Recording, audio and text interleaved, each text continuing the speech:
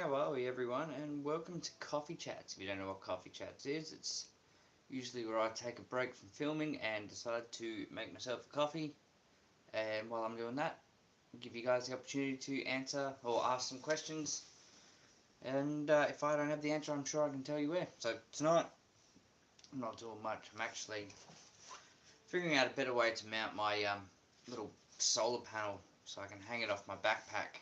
It did come with a couple of clips, but they're just not cutting it on this backpack. I mean, if it was a Molly platform, sure, but yeah, not this one. So I'm just using a bit of old cord I used for a different video to make some sort of handle or attachment or something that I can use for it.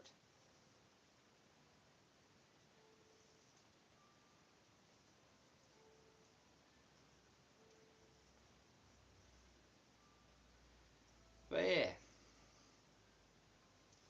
so that's what I'm doing. Because I can't really do much else at the moment because I have got sick kids, which isn't much fun. And I might have had a lighter on me, so I can singe the ends of these ropes.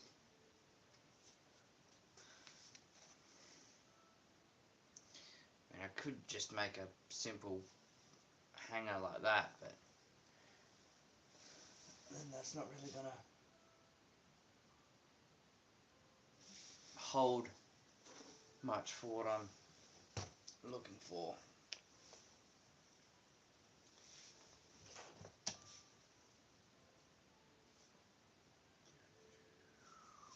I reckon if I loop that through there, yeah, that'll probably work. So anyway, so that's basically what I'm doing right now. I'm just trying to figure out a way where I can fix my little foldable solar panel to be able to sort of hang off my backpack, just because I have been having trouble with my GoPro batteries going flat. How are you?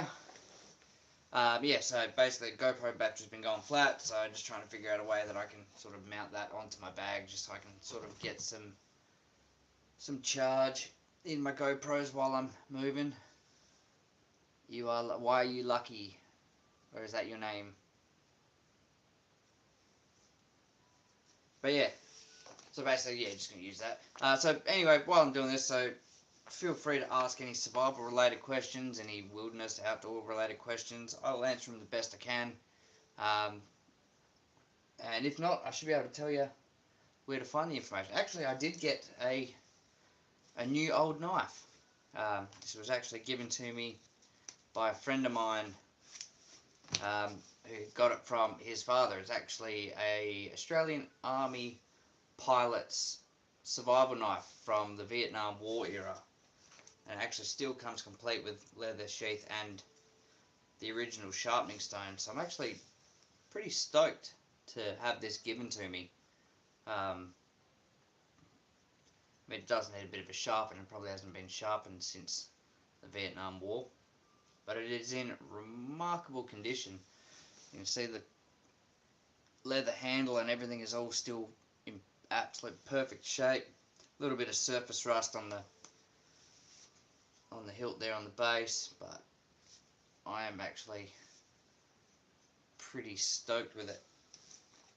But I reckon I'll give it a bit of a clean up, and I'll probably put it on display. I probably won't use this one for my adventures. I think this one deserves to be preserved a bit.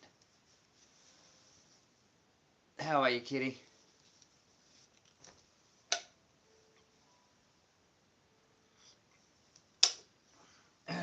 Another thing that happened during the week, I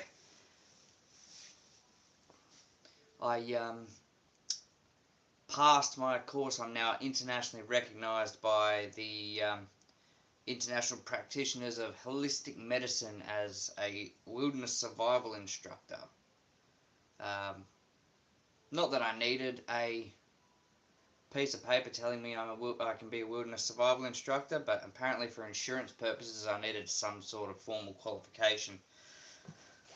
So I went ahead and did that, and unfortunately for me, like the only sort of courses that there um, are like American and Canadian and stuff like that. So a lot of the reference work I had to thanks Kitty.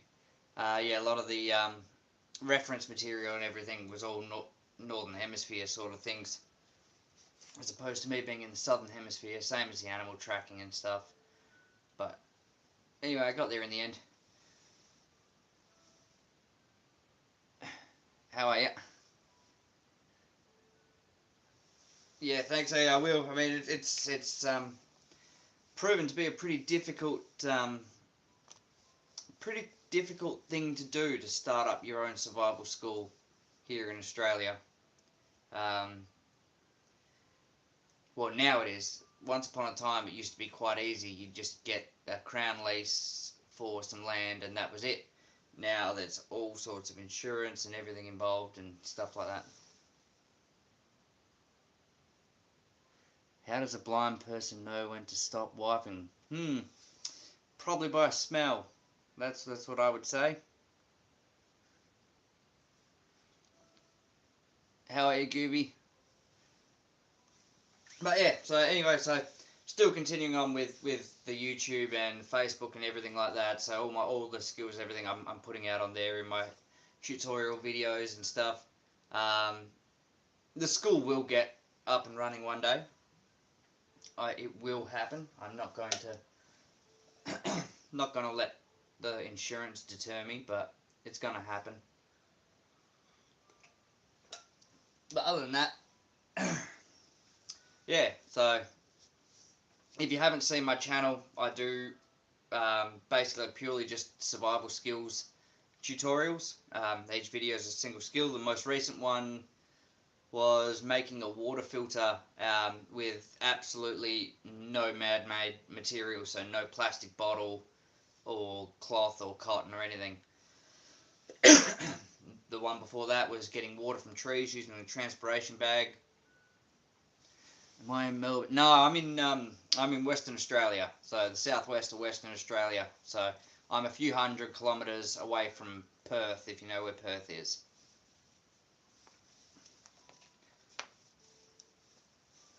Sure, Gooby, tell me your story.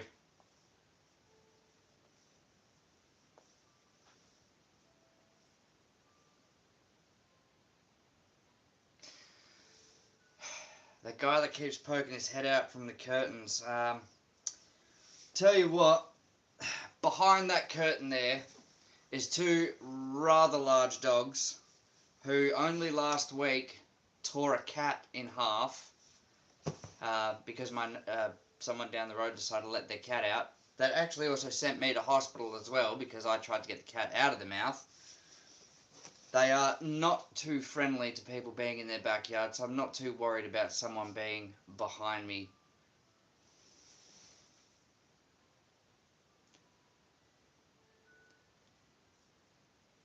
This is a girl who always wore a green ribbon on it. Okay, go on.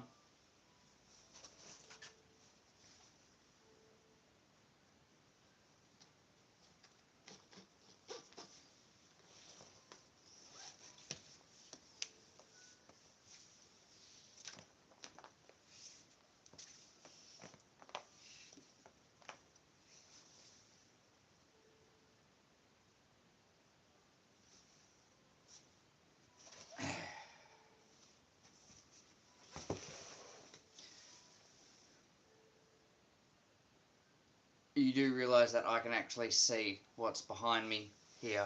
You are on my front-facing camera. But anywho's, years later they got married.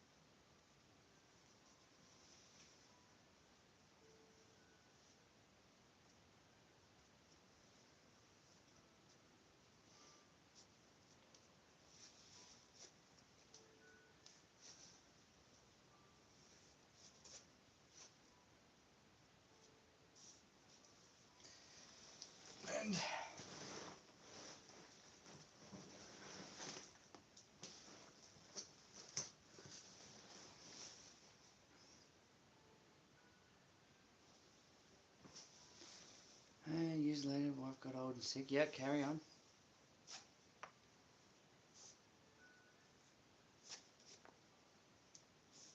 But yeah, so as this story's going on, I'm just making a bit of a lanyard so I can attach this solar panel to my bag a bit better, because the little clips that they give you don't quite cut it on the straps of this old bag.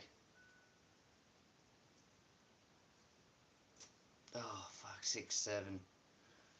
I got a 12-year-old that's running around the house at the moment going 6, 7.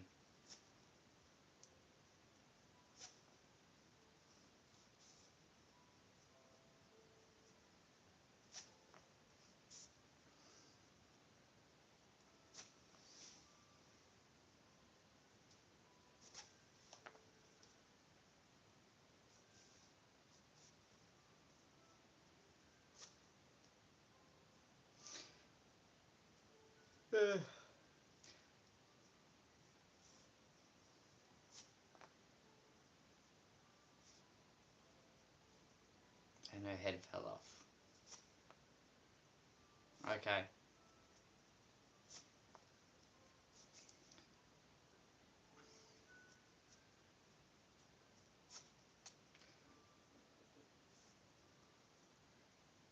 Sort of knew where that was going.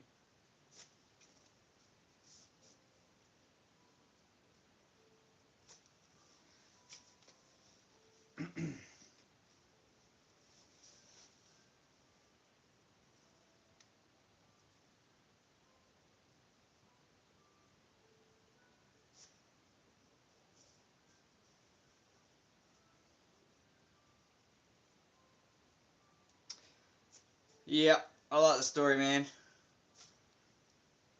I did kind of have an inkling it was going there, but yeah.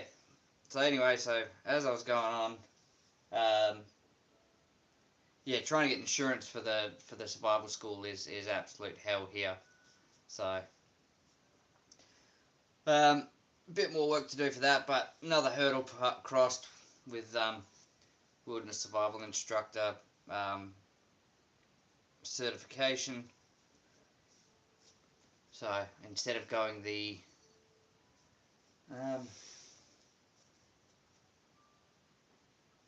not at the moment, I'd have to lock the cats up, because I do have a couple of cats just over here, and in order to bring the greyhounds inside, they will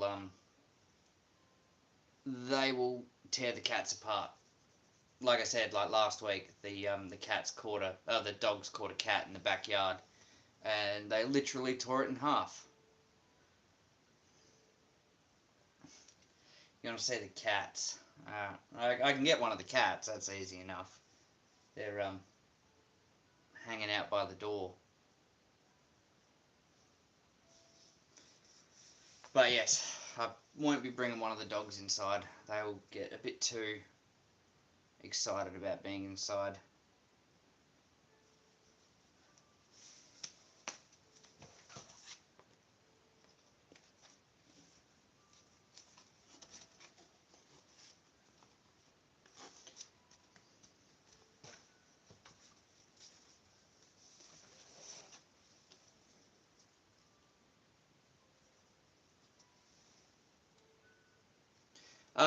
I tried that. The greyhounds are ex-racing greyhounds, so they have spent their entire lives basically being taught to chase and catch small fluffy animals. And yeah, unfortunately, I mean, they're 4 and 5 years old, so it's a bit too far ingrained into them. I did try introducing them through doors and gates and stuff, but the fact that they caught a cat in the backyard last week sort of set back any progress that we may have made. You know a trick if the cat's hiding. Now what is this trick?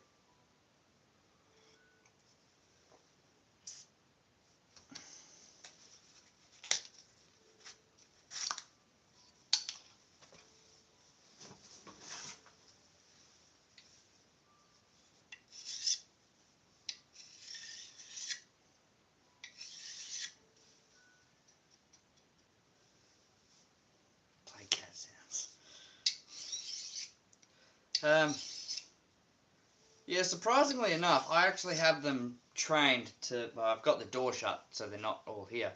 But I have them trained to come to me if I just go, "Come, jerks." They tend to run over because they know they're either getting catnip or they're getting cat food. If I say that.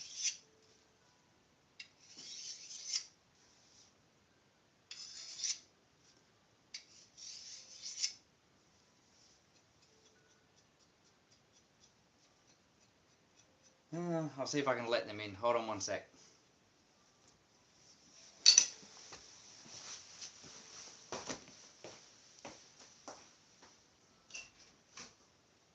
Come on.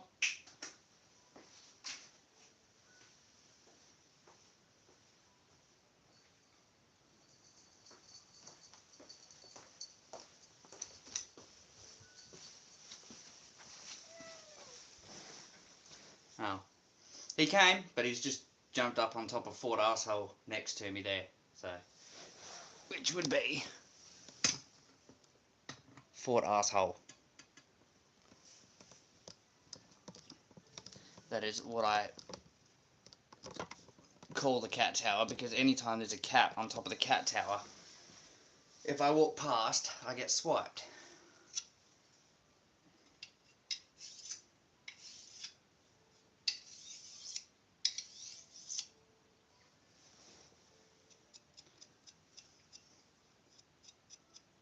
But there's an awful lot of catnip on that tower, so they tend to just stay there.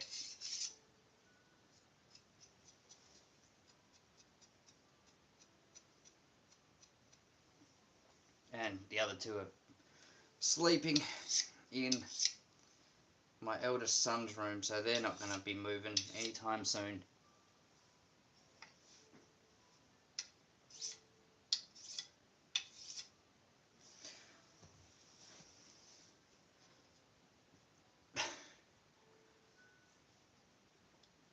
So I got a, on Monday I should have all my podcasting, video podcasting equipment rocking up.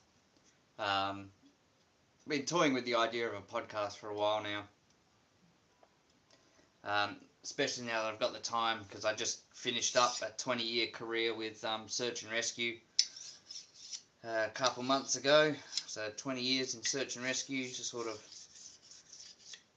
nothing but sort of medals and memories to show for it. I decided I'll make use of a lot of my contacts and everything, and do a bit of a podcast. So I was thinking might go through some of my contacts through the emergency services and Search and Rescue and do a bit of a storytelling podcast or something like that. I don't know, I'll figure it out. I just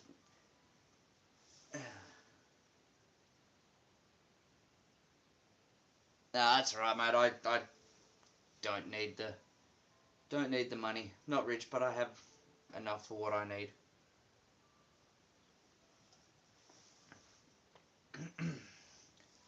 Just by watching this and watching my videos, you're helping support the channel. So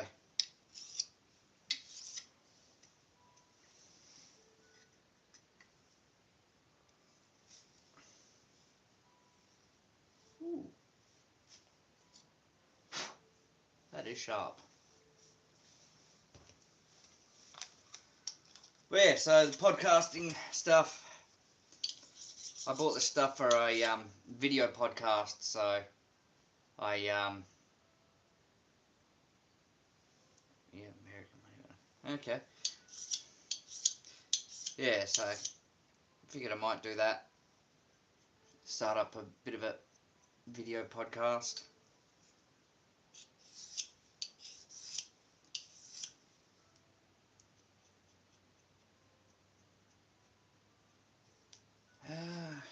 It is 8:20 p.m.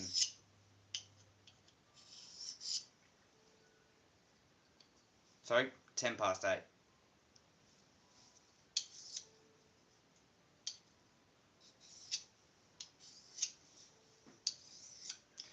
So if you didn't see this before, this is one of my new knives, but it's actually a really old one. It was given to me by a friend of mine who got it from his father, who carried it with him as a pilot during the Vietnam War. It's actually an Australian Army pilot survival knife.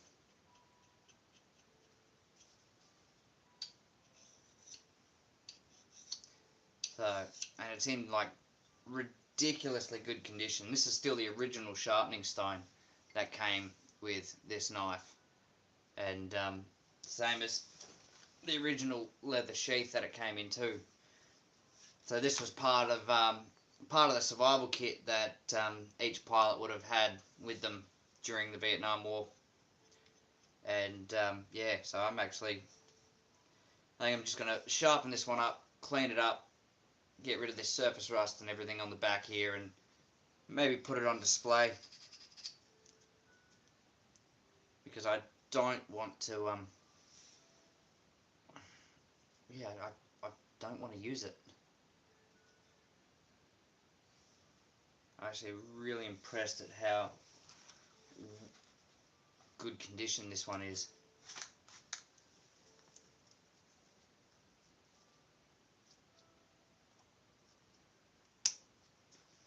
I'll catch you later. You speak Swedish? I do not speak Swedish.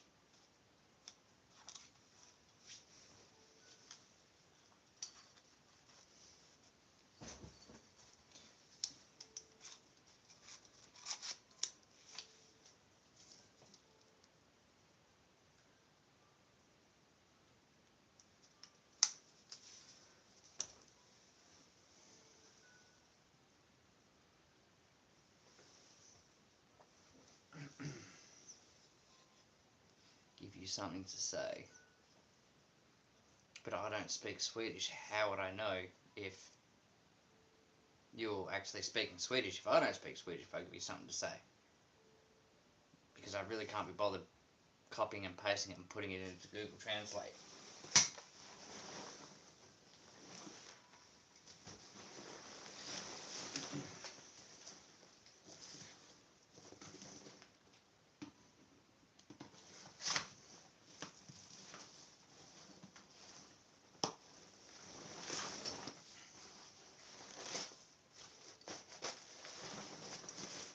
Ooh, actually, I got something really cool in the mail during the week.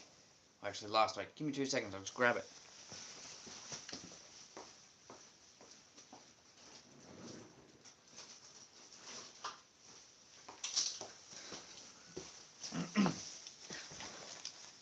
For today's episode of random shit I bought from the internet, this whole bag only weighs 300 grams, so 0.3 of a kilo. And it's because, like, when I went hiking the other week, my pack weighed 27 kilos. So lately I've been trying to find items to shed that weight. So this is what was in that bag.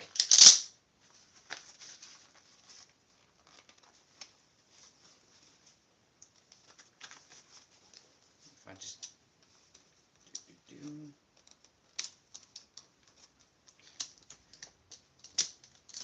it is a little chair.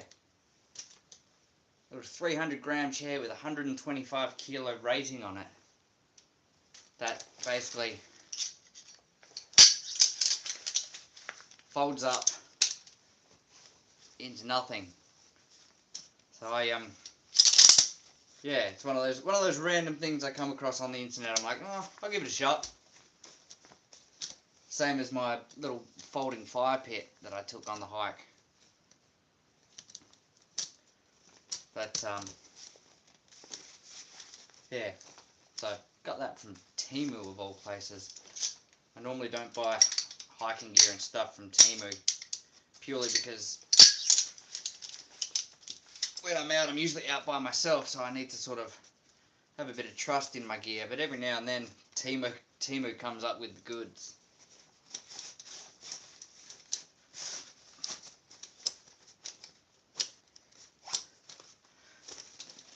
just wish they sold really cheaper GoPro batteries. On the hike I went through about 6 or 7 GoPro batteries, the blue ones, the older blue batteries, while the other YouTube channel, the guys from that I was hiking with, they were using the white GoPro batteries, and they only went through like 1 or 2. So they told me I need to get rid of the blue batteries and get the white ones, because apparently they're a bit better. So I'll have to do that. But yeah, I've been making a whole pile of these lately too. So if you've ever seen these before, pacing beads. They are a handy little tool for when you're out hiking. Basically, each one of these beads represents 100 meters. So every time you walk 100 meters, you slide one of these beads across. Once you get to the end, you slide one of these ones, the bottom ones. So that's 1 kilometer. Then basically 100 meters, slide them back. By the time you get to the bottom one, across another kilometer. But you need to know how many paces you take per 100 meters. For me, on flat ground with no obstacles, it's about 122 paces.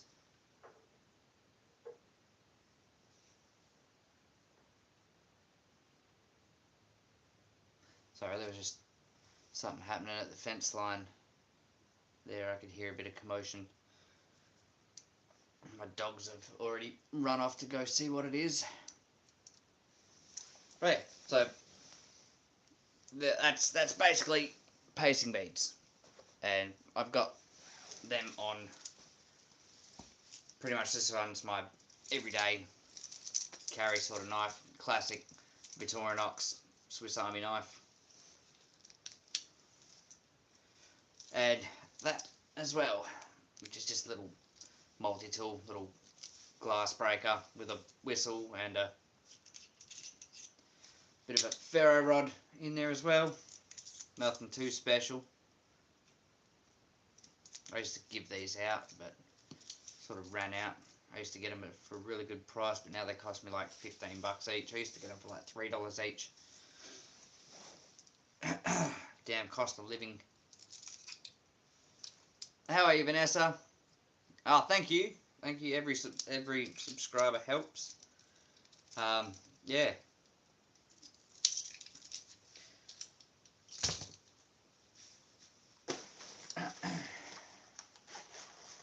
So I want to take a bit of time and talk about these. So if you know what I do and who I am, you know I've spent the last 20 years in search and rescue, and there hasn't been a single time I've gone out by myself where I haven't carried one of these. If you don't know what one of these is, this is a personal location beacon. So it's like a personal distress beacon, same as on a boat you've got an EPIRB. This is one of them from Overland. And this one's a bit of an old one now, because they do have a battery life of 7 years, the GME AccuSats. I am looking forward to upgrading this one, because the new one actually has a,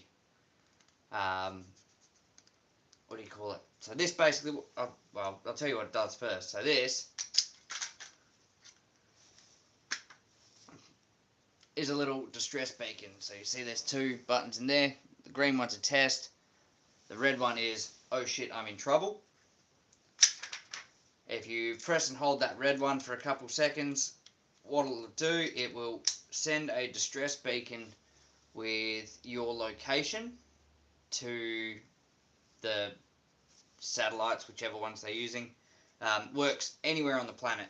Absolutely anywhere on the planet. As long as this can see the sky, it'll work. And in Australia, it's monitored by the Australian Marine Safety Authority. And what it does then, it tells them, hey, I'm in trouble, I'm over here. And they will then dispatch a helicopter or a rescue team to come and get you. And they save a hell of a lot of time. So if you don't have one and you do spend a lot of time outdoors, I suggest you get one because they are very important. But the new ones actually let you know. So if you send a signal, it actually sends a signal back and a blue light starts flashing on there to say that the people who check it have actually seen it and acknowledged it. Yep, what's your question, Gooby?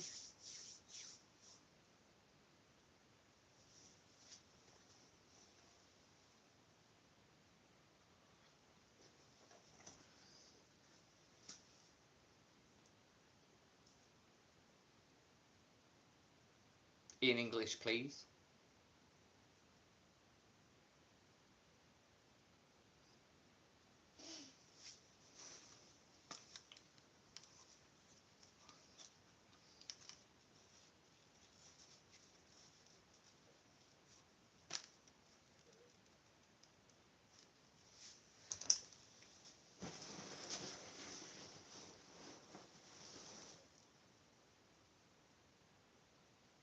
How do I know this? What?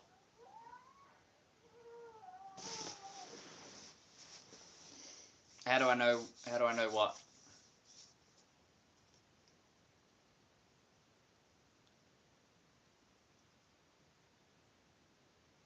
Uh, lifetime of experiences. I might not look it, but I am 40. Like I said, I've spent 20 years in search and rescue, and in that time I've been deployed to many different places, worked alongside many different organisations, worked with and trained with many different organisations, some of them including militaries of various places on large-scale disaster relief and stuff. So I've picked up quite a lot in that 20 years. Before that, I did do a bit of time, couple of years with the reserves, and before that did cadets, before that did scouts, before that grew up on a farm. So I've always kind of been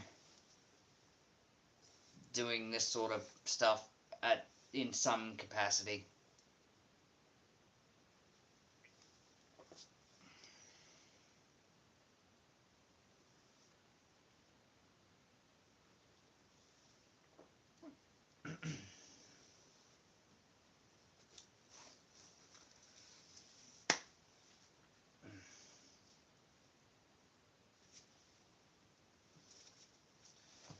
Yes. Sure, why not?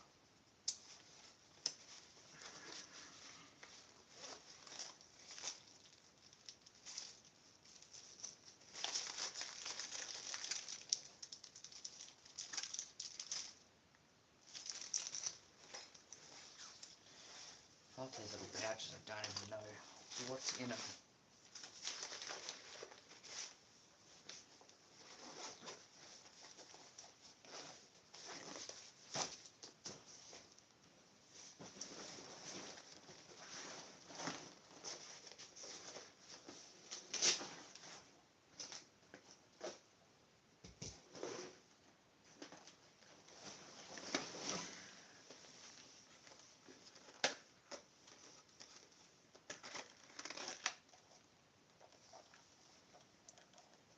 I'm actually really upset that Getz's leather isn't around anymore. These guys used to make some wicked handcrafted products. So this here is actually, this is actually just a pouch for an actual flint and steel. So I don't know if you know what a flint and steel is. A lot of people get flint and steels mixed up with these. So that's a ferro rod. A lot of people get flint and steels mixed up with ferro rods. So that's a ferro rod. This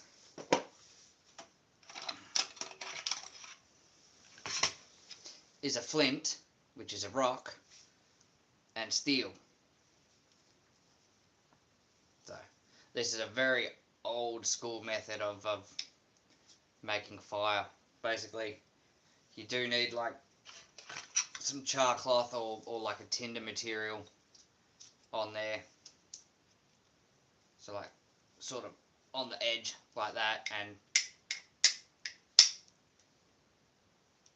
sort of making sparks like that. 'Cause, yeah,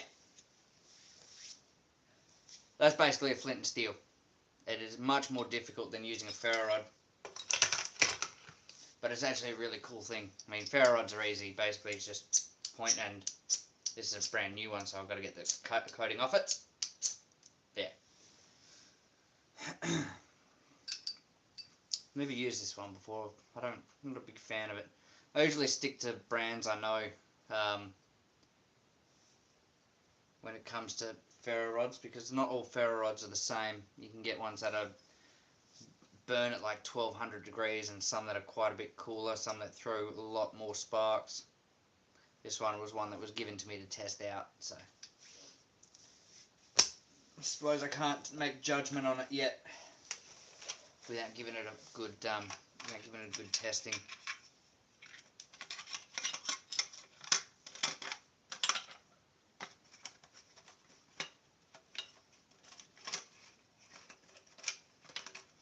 But yeah,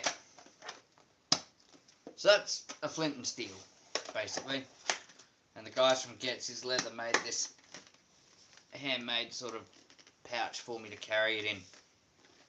And yeah, it's unfortunately they've gone out of business. They were one of the many businesses that didn't make it through COVID. So it's a bit of a bummer, but